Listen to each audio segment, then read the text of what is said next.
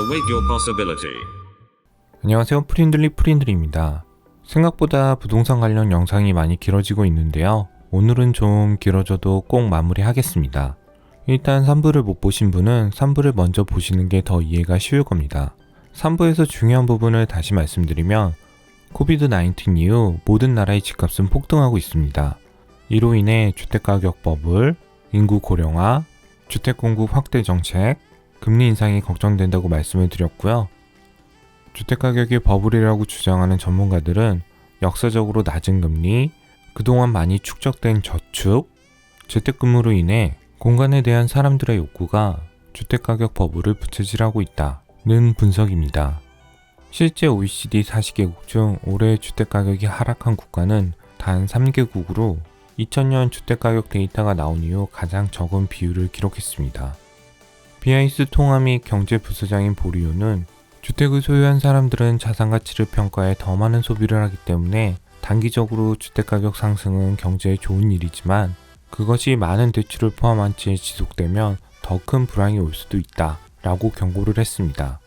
근데 3부에서 버블 지수가 높은 것보다 자가거주 비율이 더 중요하다고 말씀을 드렸죠. 참고로 우리나라 전체 자가거주 비율은 땅끝마을 포함해서 58%입니다. 댓글에서 이 부분을 많이 뭐라고 하시던데요. 앞으로는 좀 더 친절한 프린들이 되겠습니다. 대한민국 전체를 봐도 자가거주 비율은 일본, 싱가포르, 대만보다 높지 않습니다. 그리고 서울은 더 낮고요. 서울에서 강남은 더 낮습니다. 두 번째, 인구 고령화도 할 얘기가 많은데요. 대한민국이 점점 늙어가는 거 맞습니다. 근데 일본을 제외하고 초고령화 사회에 진입한 독일과 프랑스도 주택가격이 지속적으로 상승을 했습니다.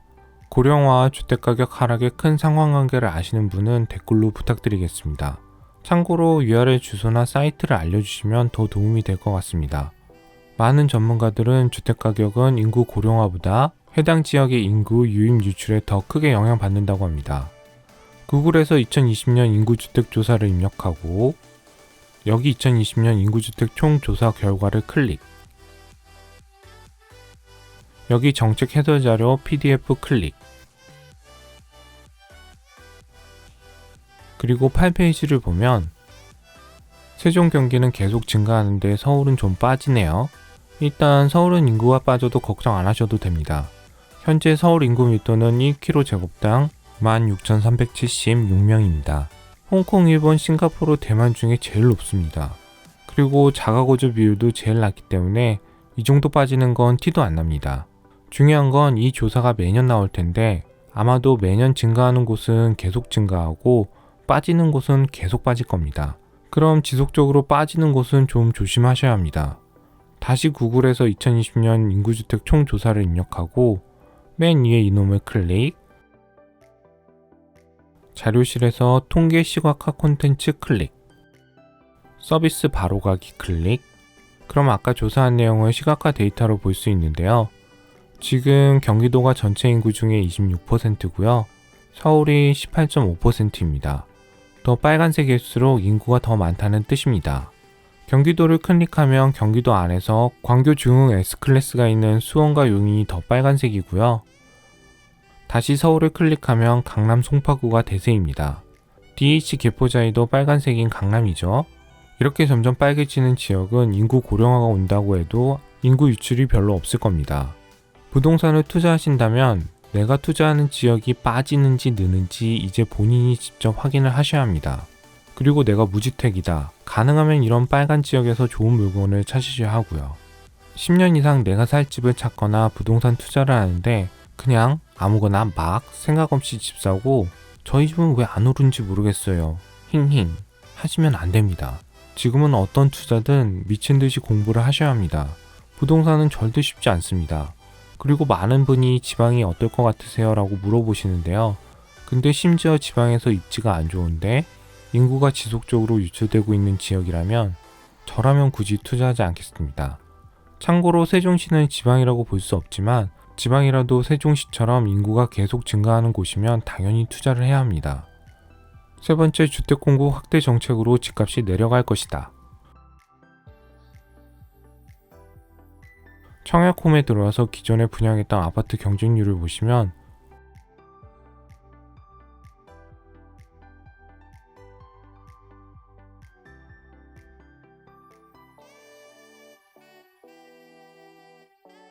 좀 좋은데 공곤한데 싶으면 경쟁률이 100대 1은 기본입니다.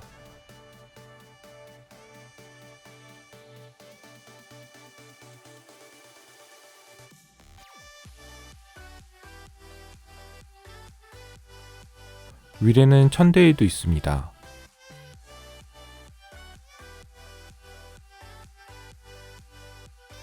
서초도 마찬가지입니다. 이런 건 거의 1000대 1이죠. 제 생각에는 주택 공급 확대가 어마무시하게 많아져야 아마 집값이 잡힐 겁니다. 근데 이미 입지 좋은 데는 아파트 지을 땅이 없습니다. 그리고 이렇게 공급 확대한다고 한 3기 신도시. 올해 신청받은 게 고작 32,500입니다. DH 개포자에 신청한 분만 25만 명인데 이게 많아 보이시나요? 이런 게 나오면 공부를 많이 하면 알겠지만 무조건 청약을 하셔야 합니다. 왜냐면 집 없는 분을 위해 규제도 많겠지만 대출부터 시작해서 혜택도 엄청 많습니다. 근데 DH 개포자에 떨어졌으니 내 인생은 원래 그래, 내가 해봤자지 뭐 하지 말고 앞으로 더 열심히 공부해서 더 좋은 거 도전하시기 바랍니다. 네 번째, 금리 인상. 분명 금리 인상으로 자산의 가치가 떨어질 수 있습니다. 한국은행에 가면 기준금리를 확인할 수 있는데요.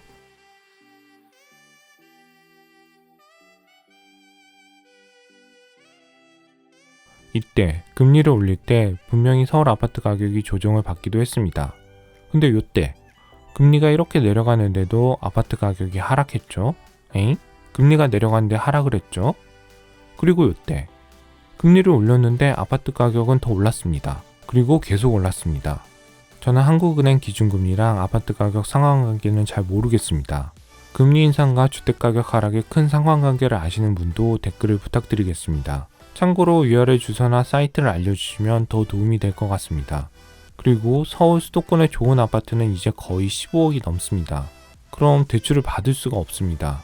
대출을 받을 수 없는 아파트에 사시는 분들이 대출금리가 오르면 걱정이 될까요? 상식적으로 DH 개포자이 30억이 넘는 아파트에 사는 분들이 대출금리가 오른다고 너무 걱정되네, 금리가 올라서 집을 팔아야겠어 라고 생각을 하실까요? 서울 자가거주 비율이 40.7%잖아요.